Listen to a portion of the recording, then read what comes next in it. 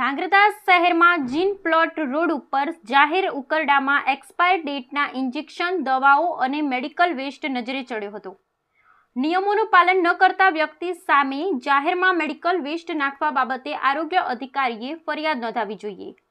ધાંગધ્રા શહેરના રોડ દેરાસરની સામે ઉકરડામાં જોવા મળ્યો બિનવારસી દવાઓનો જથ્થો. બિનવારસી જંગી દવાઓનો જથ્થો જોતા લોકોમાં સર્જાયું કુતૂહલ. શા માટે દવાઓના જથ્થાને ઉકરડામાં ઠલવવામાં આવ્યો? આરોગ્ય વિભાગના ઇન્ચાર્જ ઓફિસર દોડી ગયા.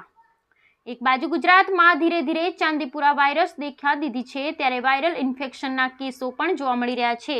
ત્યારે સૂત્રો પાસેથી મળતી માહિતી મુજબ સુરેન્દ્રનગર જિલ્લાના ધાંગધ્રા શહેરના ક્લબ રોડ દેરાસરની સામેની દલી મોતીલાલ મૂલચંદ દવાખાનાની સામે આવેલ ઉકરડામાં બિનવારસી મોટા જથ્થામાં દવાઓનો જથ્થો જોવા મળતા લોકોમાં કુતૂહલ સર્જાયું હતું. હાલ તો આ જથ્થો કોણે નાખ્યો હશે?